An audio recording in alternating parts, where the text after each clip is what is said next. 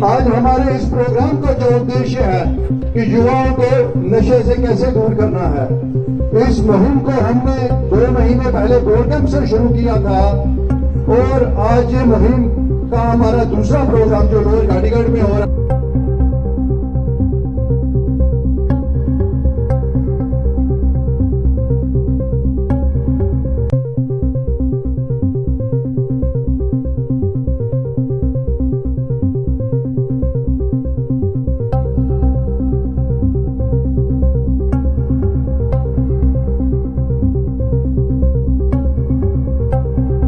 आप दिन बना रहे हैं तो मैं सबसे पहले इन तमाम गुरु जिन्होंने इस देश के लिए अपनी कुर्बानियां दी हैं, मैं इनको सलाम करता हूं।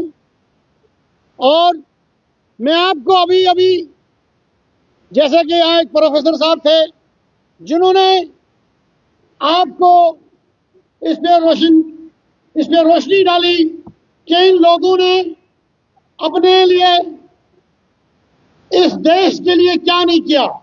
महात्मा गांधी जी, भगत सिंह जी, गुरु जी, सुखदेव जी, जितने भी इनके साथी जिन्होंने इस देश के लिए, हम लोगों के लिए अपनी जानें दी, फांसियों पे चढ़े, तो क्या वो इसलिए था कि आज हमारे जवान क्या नशा करेंगे? नहीं, उन्होंने एक ख्वाब देखा था कि एक हिंदुस्तान, एक अच्छा हिंदुस्तान, कि यहाँ के लोग अपने आजादी से पढ़ें, अच्छा काम करें। लेकिन बड़ी बदकिस्मती से कहना पड़ रहा है कि देखो आजकल क्या हो रहा है। बड़ा दुख होता है, बहुत ही दुख हो रहा है कि आज का नौजवान सब नशे में डूब गए हैं। जो बच्चा 19 से 25 साल तक, जिनको हम कह रहे थे कि यह हिंदुस्तान का भविष्य है, लेकिन नहीं, आज वो सब नशे कर रहे हैं। इतना दुख लगता है। कितने नौजवान हमारे, मैं खुद कहूंगा, यहाँ पे बहुत से साथियों ने शेयर किया कि हमारे अपने रिलेशन में कुछ जवान गए। मैं भी यही कहूंगा कि जो भी जवान गया वो हमारा अपना जवान है, अपना जवान है।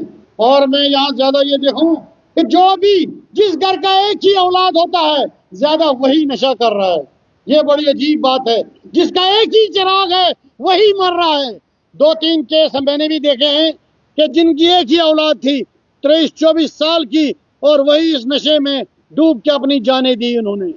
मुझे समझ नहीं आती है कि लोग को क्यों समझ नहीं आ रही है कि इस नशे के लिए क्या करें, क्यों इस नशे के पीछे हैं। इस नशे ने बर्बाद कर दिया हमारा। हम लोग पहले ही, हम बहुत पस्त थे। हम लोग यहाँ बड़े गरीब लोग थे, हमारे पास कोई फैक्ट्रियां नहीं थी, हमारे पास कोई नौकरियां नहीं थी, हम बिल्कुल बेकार थे। या कि हमें और इसको अच्छा काम करना था, लेकिन हमारे लोगों को इन्होंने नशे में लगा दिया। मैंने ऐसी फैमिलियां देखी, 2 साल पहले, 3 साल पहले ऐसे 2-3 लड़के मर गए हैं, एक ही औलाद थी उनकी। आज वो दोनों मतलब मुलाजिम थे, उनके माँ बाप दोनों हैं, आज वो 5 साल से अपने घरों में बैठे। वो आज किसी को मुंह दिखाने के काबिल नहीं है। शनिवार को फोन करना, मैं अपना वक्त देखूंगा, अगर टाइम हुआ तो आऊंगा। मैं नहीं आना चाहता था। उसके पीछे एक कारण था। कारण ये था कि मुझसे कहा जाएगा इसके खिलाफ नहीं बोलना है, उसके खिलाफ नहीं बोलना है, इस लाइन पे बोलना है। मुझे लगता है झूठ बोलना सबसे मुश्किल है, बहुत मेहनत करनी पड़ती है उस पर। जब यहाँ मैं आया, मुझे लगा मुझे यहाँ आना चाहिए था। यहाँ तो सच बोलना है, जो आपके मन में है वही बोलना है, झूठ नहीं बोलना है। और जब इनकी मैंने सुना इन सब लोगों को, मुझे वाकई पता चला कि ये लोग किसी के प्रेशर में नहीं है। ये वाकई चाहते हैं कि नौजवान बच जाए, वो मरे ना, बेमौत ना मरे।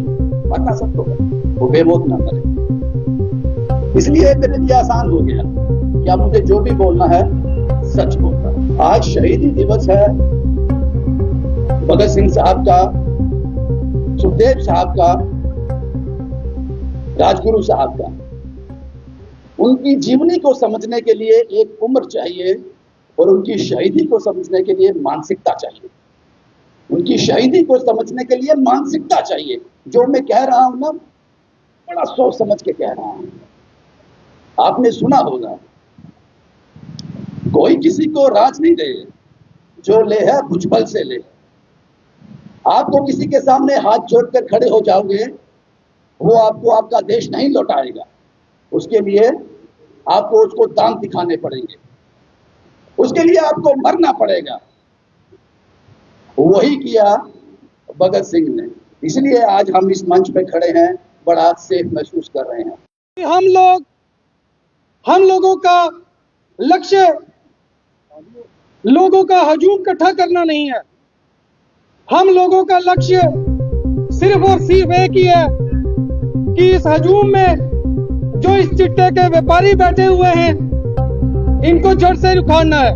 क्योंकि हमने अभी तक देखा है कि अभी तक हमारी जितनी भी नौजवान पीढ़ी है, हमारी बरादरियों में, वो इसका शिकार नहीं हो रहे, वो अपनी मौत की तरफ जा रहे हैं, जिसका सरे अंजाम हमने अपने बोर कैंप में देखा। जो मैंने पंकज जी से, अपने नौजवानों से डिस्कस किया कि यार इसको खत्म करना ही हमारा लक्ष्य है, क्योंकि हमें हमारी फीडबैक मिल रही है। लोगों का संज्ञान ये है कि ये पानी के बुलबुले हैं, आज हवा में, कल खत्म हो जाएंगे।